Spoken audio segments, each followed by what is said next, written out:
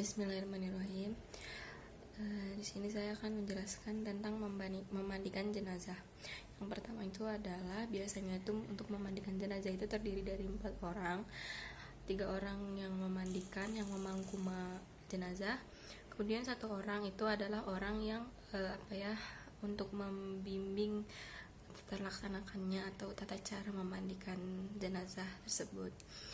Biasanya dia tuh orang yang berilmu, lebih berpengalaman seperti ustadz atau ustazah, atau memang yang ahli dalam memandikan jenazah. Kemudian yang kedua adalah menyiapkan air daun bidara yang dicampur dengan kapur barus, atau bisa juga dengan air yang dicampur dengan sabun. Kemudian yang paling pertama itu adalah membersihkan area-area yang perlu dibersihkan, seperti mohon maaf sebelumnya, mengeluarkan hajat yang ada di perut dengan sedikit menekan perut jenazah tersebut. Kemudian insya Allah akan keluar hajatnya bila memang di dalam tubuhnya masih ada. Kemudian yang pertama itu adalah, kemudian selanjutnya itu dengan membasuh anggota wudhu. Kalau bahasa ininya diwuduin, jenazahnya itu diwuduin, daerah-daerah yang biasa untuk berwudu itu dibasuh, disucikan. Kemudian selanjutnya adalah memiringkan jenazah ke arah kanan terlebih dahulu, digosok-gosok ke belakangnya. Kemudian seperti orang dibersihkan, dimandikan, kemudian sebaliknya. Kemudian selanjutnya juga kemudian setelah diwudukan, setelah dibersihkan, itu dengan catatan yang memandikannya itu harus dengan perlahan-lahan, harus dengan lembut, tidak boleh kasar, karena hakikinya jenazah itu masih merasakan sakit, masih bisa merasakan sesuatu. Bila yang memandikannya itu tidak benar, kayak dengan kasar, maka jenazah akan merasakan sakit. Kemudian yang selanjutnya, jenazah setelah dimandikan itu, setelah dibersihkan, setelah disucikan, kemudian dikeringkan dengan kain yang sudah disediakan. Kemudian dilanjut mengkafani. Di sini saya akan menjelaskan tentang mengkain kafani jenazah. Di sini terdapat 4 syarat dalam memilih kain kafan atau mempunyai kain kafan.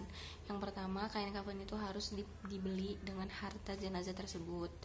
Kemudian yang kedua, sebenarnya kain kafan itu tidak harus berwarna putih, akan tetapi kain warna putih merupakan sunnah dari Rasulullah, dan bila dikerjakan kita mendapatkan pahala. Ketika tidak dilaksanakan pun tidak apa-apa, kita tidak mendapatkan dosa. Kemudian yang kedua ada diutamakan itu jumlahnya 3 helai kain putih. Biasanya pada laki-laki, jenazah laki-laki itu akan membungkus seluruh badan, karena emang pada hakikinya biasanya laki-laki itu lebih tinggi dan lebih besar. 3 kain itu cukup untuk menutupi semua bagian laki-laki. Kemudian yang untuk jenazah perempuan itu biasanya 1 helai itu untuk menutupi aurat-aurat, seperti dijadikan kerudung atau dijadikan baju. Kemudian yang 2 lembar kemudian itu untuk menutupi bagian-bagian yang belum tertutupi. Kemudian yang keempat, jenis kain kafan. Sebenarnya tidak harus kain kafan atau ditentukan kain itu kain apa, sebenarnya apa aja, asal bisa menutupi semua bagian tubuh dari jenazah tersebut. Dan yang terakhir adalah wewangian.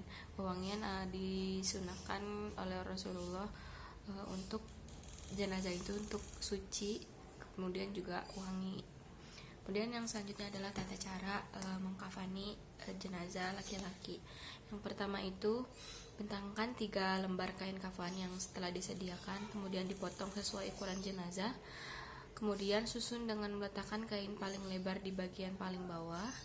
Tetapi jika kain memiliki lebar yang sama, maka geser kain yang di tengah itu sedikit ke kanan dan paling atas sedikit ke kiri, atau bisa juga sebaliknya. Pokoknya diatur-atur supaya si jenazah ini bisa tertutupi dengan baik. Kemudian yang kedua, berikan wewangian sebanyak 3 kali pada kain kafan sesuai karena itu adalah sunnah Rasulullah. Kemudian yang ketiga, siapkan 3-5 utas tali, kemudian letakkan tepat di bawah kain pada lapisan paling bawah. Jadi sebelum membentangkan kain, alangkah baiknya kita membentangkan dulu tali-tali untuk mengikat jenazah tersebut, untuk mengikat kain tersebut ke tubuh jenazah. Kemudian yang keempat, mempersiapkan kafan yang sudah diberi wewangian untuk diletakkan di bagian anggota tertentu nanti, antara lain sebagai berikut: bagian manfad, lubang, kemudian antara kedua mata, di hidung, kedua telinga, dan kemaluan. Selanjutnya ada bagian anggota sujud, antara lain dahi, kedua telapak tangan, kedua lutut, dan jari-jari kedua kaki. Kemudian ada anggota yang tersembunyi dan persendian, antara lain ketiak, belakang kedua lutut, dan belakang kedua telinga.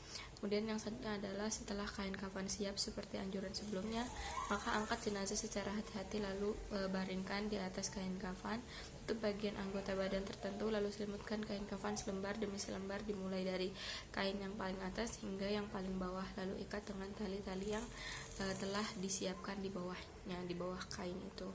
Dan selanjutnya ada tata cara mengkafani jenazah perempuan. Yang pertama itu bentangkan 2 lembar kain kafan yang telah dipotong sesuai ukuran tubuh jenazah, lalu letakkan kain sarung tepat pada antara pusar dan kedua lututnya. Persiapkan baju kurung dan kerudung 1 lembar tadi, kan 3 1 lembar, 2 lembar itu untuk dipotong, kemudian 1 lembar itu untuk mempersiapkan baju kurung dan kerudung. Kemudian yang ketiga, sediakan 3-5 utas tali dan letakkan di bawah kain kafan sebelum kain kafan tadi dibentangkan. Kemudian yang keempat, sediakan kapas yang telah diberikan wewangian yang nanti diletakkan pada anggota badan tertentu. 5. Angkat dan letakkan jenazah di atas kain kafan secara hati-hati. Kemudian yang keenam, berikan kain kapas yang sudah diberi wewangian. Keempat, anggota tubuh manfad atau lubang terus seperti pada jenazah laki-laki yang sudah dijelaskan di atas. Kemudian yang ketujuh adalah letakkan kain sarung pada tubuh jenazah antara pusar dan kedua lutut. Pasangkan baju kurung sekaligus kerudung yang kerudung atau penutup kepala bagi yang berambut panjang bisa dikepang menjadi 2 atau 3. Jadi caranya itu kalau untuk perempuan itu harus digelung 3, 1 di sini, 1 di sini, dan 1 di sini. Kemudian yang ke-8 adalah letakkan kedua kain kafan selembar demi selembar, mulai dari yang atas sampai paling bawah, lalu ikat dengan beberapa utas tali yang telah disediakan. Kemudian selanjutnya akan menjelaskan tentang menyolatkan jenazah. Biasanya dalam salat jenazah itu bisa dilaksanakan dengan cara berjamaah ataupun bisa dilakukan dengan secara biasanya dilakukan berjamaah. Kemudian bisa dilakukan juga dengan sholat jenazah goib, dalam artian tidak ada jenazahnya, kita hanya mengetahui beritanya seseorang bahwa telah meninggal atau kerabat atau saudara, maka kita bisa mensolat goibkan. Kemudian atau dengan sholat jenazah yang umum yang ada jenazahnya gitu. Nah biasanya sholat jenazah itu didirikan sebanyak 4 rakaat, tetapi tidak ada sujud, tidak ada duduk di antara 2 salam, tidak ada ruku, jadi hanya takbir, terdiri dari 4 takbir. Takbir yang pertama itu dibaca dengan Al-Fatihah, tidak diawali dengan bacaan Allahu Akbar kabiru, dan selanjutnya langsung jadi takbir pertama kita langsung baca Al-Fatihah. Kemudian takbir yang kedua kita itu membaca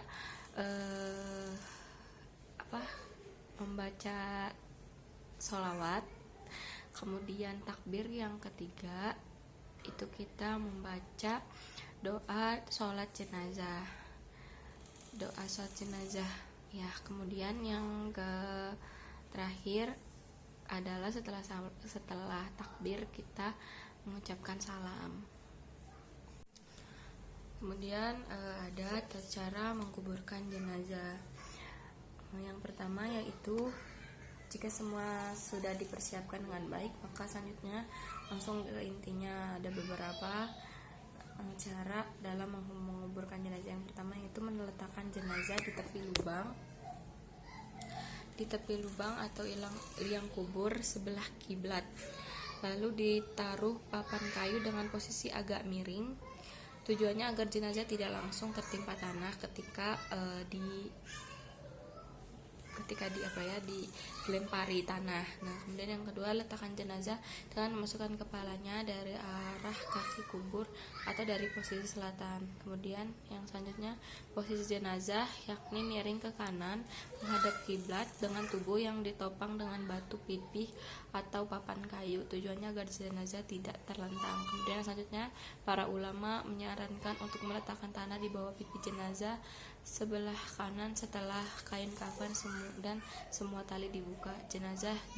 Kemudian saat jenazah dimasukkan ke liang kubur, dianjurkan membaca doa sebagai berikut: Bismillahirrahmanirrahim, sunanin Rasulillah, Allahumma ftah abwabas samai liruhihi wa akrim nuzulah wa wasi' madkhalah wa wasi' lahu fi qabri. Kemudian selanjutnya, khusus jenazah perempuan disarankan untuk membentangkan kain di atas kuburannya pada waktu dimasukkan ke liang kubur, sedangkan bagi jenazah laki-laki tidak dianjurkan. Kemudian yang selanjutnya, jenazah perempuan sebaiknya yang mengurus adalah laki-laki yang tidak dalam keadaan junub atau tidak menyetubuhi istri mereka pada malam sebelumnya. Kemudian setelah jenazah diletakkan di lubang kubur, disarankan menaburkan tanah 3 kali dari arah kepala mayit, baru kemudian ditimbuni tanah. Kemudian selanjutnya membaca doa. Setelah selesai menguburkan jenazah, doa tersebut dibaca sebanyak 3 kali. Bacaannya adalah sebagai berikut: Allahumma gfir lahu, Allahumma gfir lahu, Allahumma gfir lahu. Ya, mungkin cukup sekian. Cara penyembelihan yang umum pada hewan apapun, tidak hanya untuk hewan kurban seperti ayam, bebek, dan lain-lain. Itu yang pertama adalah syaratnya adalah dengan menggunakan pisau yang tajam. Jangan pernah menyembelih hewan dengan pisau yang tumpul, jadi harus benar-benar tajam. Kemudian yang kedua, dimulai dengan membaca bismillah atau dengan menyebut nama Allah. Kemudian berniatnya untuk baik, tidak untuk bid'ah atau tidak untuk disembah. Seperti itu. Cara penyembelihan hewan kurban. Yang pertama, menggunakan pisau yang tajam. Semakin tajam pisau, semakin baik untuk menyembelih. Kemudian yang kedua, tidak mengasah pisau di depan hewan yang disembelih, karena di hal tersebut dilakukan agar hewan kurban tidak merasa takut sebelum disembelih. Kemudian yang ketiga, menghadapkan hewan ke kiblat. Kemudian yang keempat, membaringkan hewan kurban di atas lambung sisi kiri. Yang kelima, menginjakkan kaki pada bagian leher hewan, membaca bismillah sebelum menyembelih, kemudian membaca takbir, kemudian menyebutkan nama orang yang akan menjadi tujuan hewan kurban tersebut, siapa yang berkurban dengan hewan tersebut gitu. Kemudian yang selanjutnya, menyembelih dengan cepat supaya meringankan rasa sakit pada hewan kurban. Kemudian selanjutnya, memastikan pada bagian kerongkongan tenggorokan atau 2 urat leher itu telah terpotong dengan pasti. Kemudian selanjutnya, dilarang mematahkan leher sebelum hewan tersebut benar-benar meninggal, benar-benar mati. Kemudian dilanjutkan dengan doa menyembelih hewan kurban, yaitu Allahumma hadzihi minka wa ilaika fataqabbal minni ya karim. Tata cara penyembelihan di akikah itu sebenarnya sama dengan penyembelihan hewan kurban, akan tetapi berbeda di doanya dan niatnya, yaitu doa dari menyembelih hewan akikah adalah Allahumma in hadhihi akikah fulan, kemudian sebutkan nama anak yang mau diakikahin atau seorang yang diakikahin tersebut. Bismillahirrahmanirrahim. Di sini saya akan menjelaskan atau membacakan doa-doa dari tawaf. bisa digunakan untuk tawaf haji ataupun tawaf umroh karena sama saja.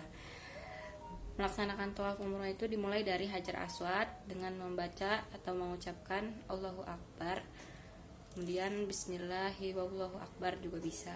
Kemudian bila tidak bisa mencium Hajar Aswad, cukup dengan isyarah ke Hajar Aswad dengan melambaikan tangan, mengangkat tangan.